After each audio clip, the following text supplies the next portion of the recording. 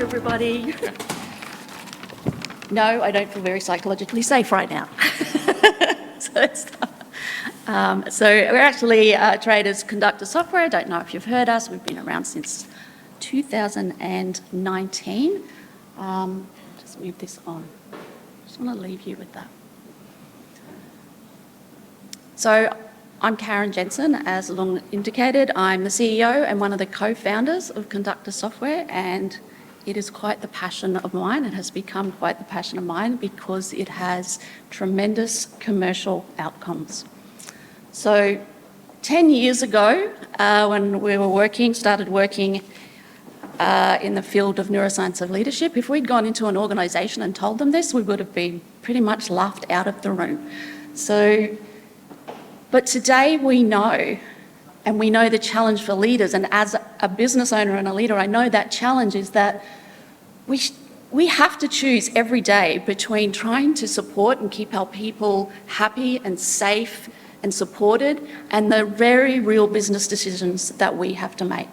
And it can be difficult, but we don't believe that either thrive singly. They only thrive together.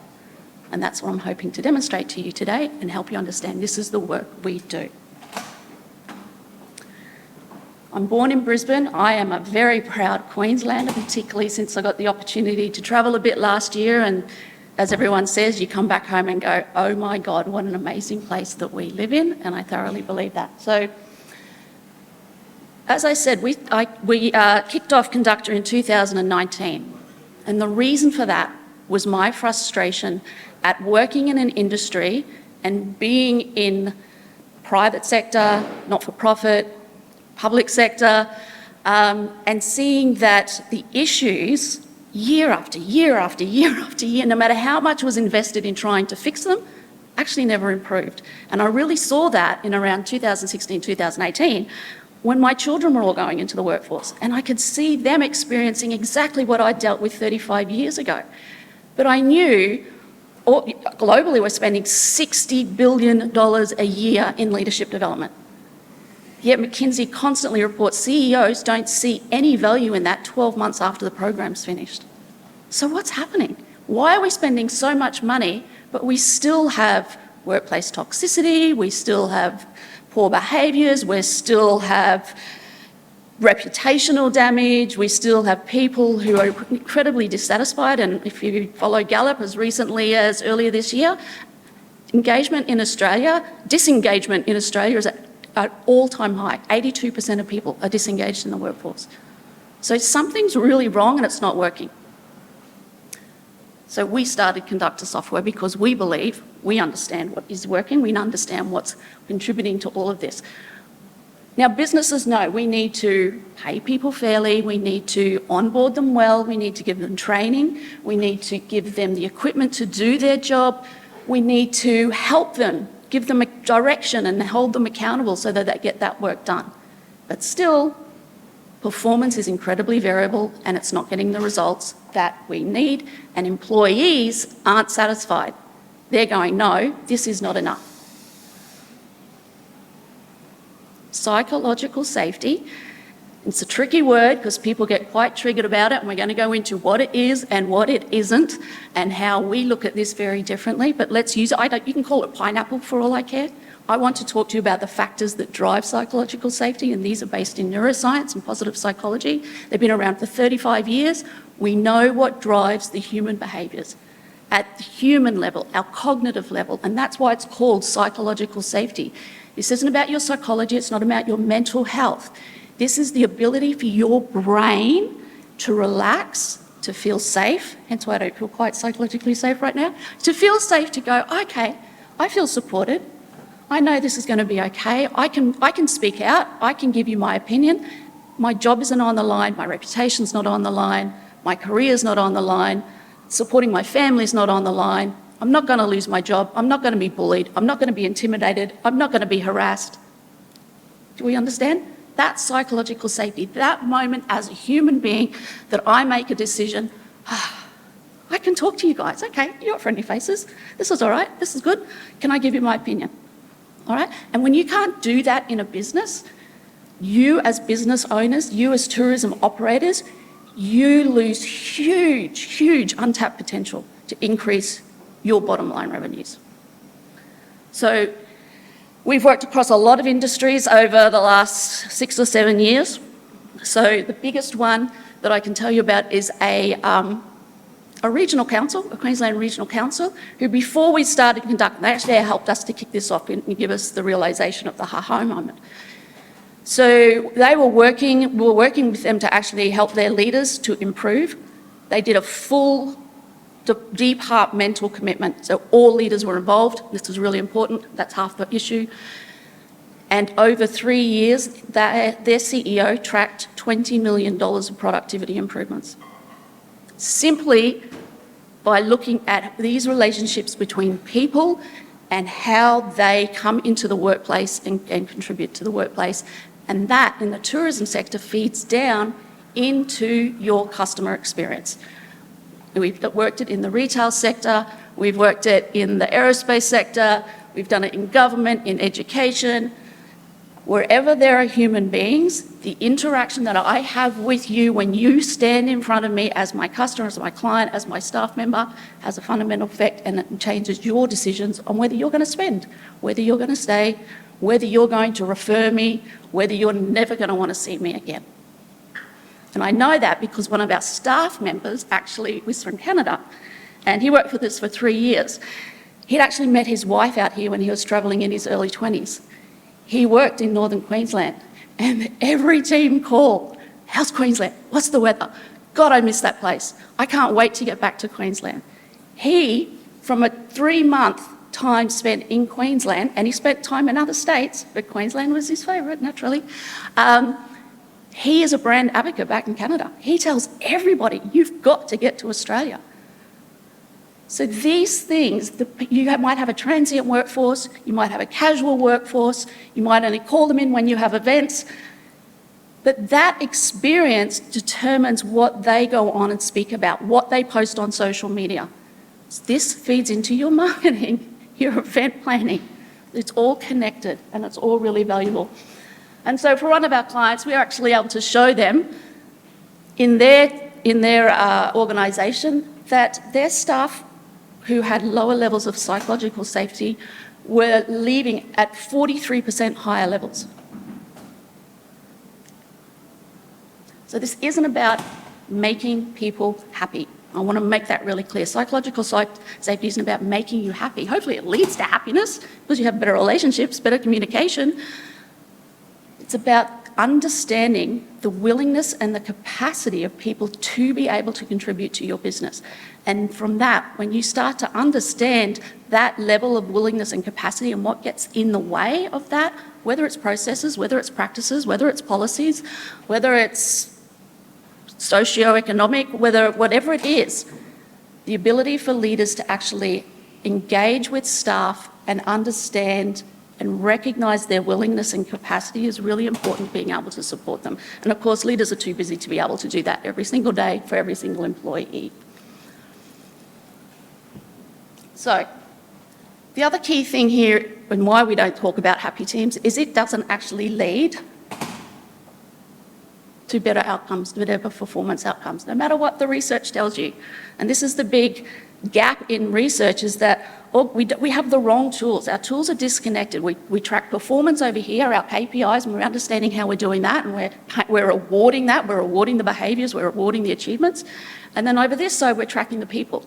And are they engaged? How's their mental health? How's their resilience levels, their well-being, their culture? But there's a gap in between. So performance data doesn't help you to understand the human factors that drive that performance. And the people data absolutely does not help you necessarily to achieve performance outcomes, as you can see here. So this is one of our clients. This is actually a retailer. The really insightful thing about this was that every single team, so all of these circles represent their teams, like a store, okay? Everyone's a store. The identical training, the identical onboarding, the identical remuneration, everything is identical. The identical products, store set out is identical. Nothing changes across the nation. Yet their variability in their performance. This was a real jaw dropper for them, and it was actually over $88 million a year in lost revenue opportunity in a market pre-COVID who went, oh, bricks and mortar, it's done, we've just got to go online. They were making assumptions that people didn't want to come into the store anymore. Since then, they've realised that's actually not true. That social interaction, there are a lot of people who do really want to connect, and that's so in the tourism sector, and that's why we think we have such an important place to play here. What we measure matters. As I said, we're measuring these human things. Do we have certainty? Do we have freedom? And are we able to pursue our work in the way that we need to pursue that work? Relatedness, equity, and significance. Things that are very human-driven motivators. We provide insights for leaders at all levels in all organisations. And in this project, we want to work with the tourism sector to be able to develop that manager dashboard so smaller operators can actually have this for a much more affordable and effective price. What we realised in the retail sector was that retailers do not invest in training for leadership and management development in their front store managers. The very people who are tasked with helping the people in their store to actually integrate and have a relationship with your customers. And that's where the biggest uplift was, in being able to provide those store team leaders with the information of what it means to actually connect as a human being. We think it's actually natural. We think everybody knows how to do it. We don't. It's an art and a science to it. It's not difficult, it's not complex, but we've overcomplicated leadership over the years and we've forgotten about it's simply about how do I connect with you? How do I get you to trust me? How do I influence you? Will you help me to get this work done? This gives an opportunity for us to work with organisations throughout the sector at any level, but it also is a fabulous opportunity that the data we collect can actually be aggregated back into the peak bodies so that they can start to understand what's really going on in the regions, because we look at data from all sorts of levels, from your regions, from your states, from every industry, from the roles, from gender, from age, so you can see what's happening at any point in time and be able to better support your industry as the needs and challenges for your industry change. You're staying on top of them. So, oops. So much for 5 minutes. Thank you, Karen. Can you give a big round of applause for Karen? That's all. Judges, over to you. Thanks, Karen. That was a really good pitch, and I think you identified the problem quite well. What I would probably say is, how is the data collected, and what data are you collecting in the dashboard? And then I can see how this could be used for big business. How can this be used for an SME? How would an SME use this? We have been working with medium to large businesses out in industry to really prove what we're doing. And if you're connecting KPIs, then you do need to have a lot more data sets, so it's big, that's suitable for bigger businesses.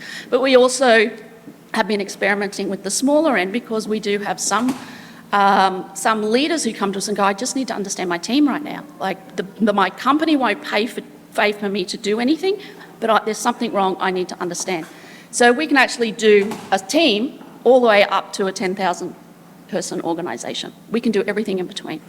It's really valuable for teams that are more than 10 people, but we're constantly, because we aggregate the data at the team level, we never look at individuals. It's completely confidential so that people are able to contribute in a way that gives valuable data backs, not just ticking boxes and once again being afraid that if I respond, it's going to come back and damage me. So it's really important. So, so it's absolutely the data that we collect. We collect a whole range of data. The platform is based on our own proprietary survey, the PS25, which measures those core drivers of what drives us as human beings, our behaviours, our actions, our perspectives. They're absolutely necessary in different levels for each of us to be able to just feel safe and relaxed and that, okay, I'm okay here, I can contribute. So we collect data on those responses, and then we can also collect data according to the client on demographics. So whether it's age brackets, tenure, length of service, gender, ethnicity, working from home. We're looking at DEI now. So one of our clients, we've been working with DEI and we've been really able to help them understand, and this is a global client in the aerospace sector, we were able to help them understand what are the factors that are stopping new graduates and women from actually wanting to engage and stay in their industry. It was their biggest issue that they cannot fix that, even though they had a multi-million-dollar DEI department. And we were able to show them things that they hadn't actually considered before. So, and then there's the whole range of team data. So if it's a large organisation, as I said, whether it's your departments, your roles, your functions, your regions, your industry, your country, they're all included very easily. Thanks, Karen. Thank you for your presentation. Psychological safety is a passion of mine in particular. Oh. I couldn't help but think about the show The Bear. I'm not sure how many of you have watched that, but the anxiety levels of working in a kitchen and the relationships that you have to forge or not. It just, having been in the hospitality industry myself, it just gave me a bit of PTSD watching that show. But it's incredibly important. I can see how the management dashboard would be incredibly advantageous for those businesses as well. My question is really around, so would this be a new product that you're looking to roll out, or a service that you're looking to roll out, or is it adapting what you've currently got and working to kind of tailor it to a tourism business? Or So the platform has been built and it's been running for the last 4 or 5 years, and we're working with different businesses in different industries just to really understand industries and understand people. And are the challenges unique, or are they all similar across an industry? Everyone thinks they are. Oh, you're in that industry. Oh, these are the challenges. They're not actually. Every organisation, every team, every industry, every region, they all have slightly different results. Well, it's not slightly different results, they have very different results, but they have different factors at play that are affecting the people and therefore their ability to be able to cope, to be resilient, to be able to go through change, to be able to work effectively. So the data's there and we've been able to prove it, and that was part of it, is because what's missing in across the globe is the ability to actually connect psychological safety with leadership and performance. It doesn't exist in any platform in the world. In fact, we don't ever connect these things. But, as that bubble graph showed, you can have high-performing teams. You can have really happy teams, but they don't actually perform. So, or they're performing high. If you have low psychological safety, your people are at risk of either checking out or burning out. I'm going to tell you that now. That's what we've seen. You're at that yellow and red side, your people are checking out or they're burning out. So you as an organisation and as a leader and as an industry, you need to tackle that, because you have you're struggling to build the workforce as it is. Every industry is struggling to build their workforce. And so we've got a lot of people doubling their shifts, doubling their work, they're burning out, and then you've got a lot of people who are giving up and they're checking out, and that's not going to help you to grow the industry. So the data's there, and so what we want to do is actually start to build this as a manager dashboard now, because we do reports back to our clients direct, but we want to have a manager dashboard that every manager has their results for their team that instructs them. These are the 3 factors that you need to focus on right now. Not 10 factors. They can't change the world in a day, but we can help them, and with predictive analysis, to understand you need to focus on this. Here's a couple of things. Here's videos. We're going to build out videos. So that becomes a really effective way to get to the smaller business owners, but also those frontline managers that often bigger organisations don't want to train. We need to train management all the way through, but that can become incredibly expensive. We need to get this knowledge through the whole organisation, so this provides a different way that, frontline managers, middle managers, they can have their own dashboard. It's their data. It's not the whole organisation's data. They're not seeing anybody else's data. This is for them. This is what you can do to actually support your team. And that's what we want to really start to build out and roll that out through the sector. My question relates to, I guess, how you fit into the marketplace in two ways. I've got two questions. So I guess there's been sort of sentiment and climate surveys around for quite a while. So how is the IP that your business has different to all of those things? And how much does it cost for an SME to access it? So the difference is twofold. Number one is that we're able to understand the impact on performance. So even if they don't put KPIs in there, we're actually tracking who's continuing to use the platform over time, and we can see where they no longer get invited, so that's turnover. So we're actually being able to look at that turnover, and then we're able to statistically correlate, and this is the other thing, we're statistically correlating the factors against the results. So do those factors that we measure actually have a relationship with that turnover? So I think that's really important, because we can make a lot of assumptions when we see results. We can all put pretty charts up and we all go, hey, look at this, but we're making a lot of assumptions. And then we're not saying it's causing it, but there's a relationship. This is something this is significant, and we need to look at it. What could be happening here and why we're getting that result? The other thing is the fact that it's based on neuroscience, as I said, and those 5 factors of threat and reward. So we understand what drives the brain. There's 3 principles that drive the brain. I won't go into it. The biggest one of those is threat and reward. And so we're measuring it at that level. What are those factors that we know, that science knows and has proven over and over for the last 35 years, that will cause you to either lean in and go, oh yeah, this is fun, or back off, shut down, step away. And then we're able to use that to help businesses to understand why that will impact their bottom line if that continues, and what their leaders can do, what we can do to help them strengthen their leadership practice. So this isn't about good or bad leaders, good or bad teams. They just don't have access to take a moment and understand, oh, that's your reaction. I need to just check with that. And so I can help you through that challenge that you have, and so you can actually get back to working. So the neuroscience that sits behind it gives the why when we behave, act, and make perceptions the way that we do, is really strengthening to leaders. To take it away from this is something about your personality, your behaviour, something that you do wrong, to going, I get that. You just need me to be clearer. Now you're really worried because I haven't been clear enough. So I think that's the very big difference between what we do. It's a next generation tool. If we continue to look at engagement, it's declining. This isn't about engagement. They're lagged measures. They've happened. We're trying to be more proactive to go, this is happening, and this is what may happen if you don't address it. So getting into that proactive step. And touch on second question from Lee, the cost, I guess, to tourism operators in 30 seconds. Sorry, what was that? The cost to tourism operators. Yes, sorry, Lee.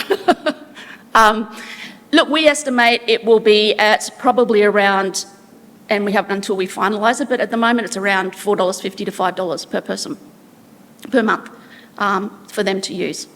And so they get all of that information, they can measure their teams, the leaders can get their report, and they can get recommendations, and they'll have access to videos as we go along. But we'll finalise that price with the market to see what can they afford. We'll check that as we progress. Thank you, Karen. Have a big round of applause for Karen. Thank you. Thank you.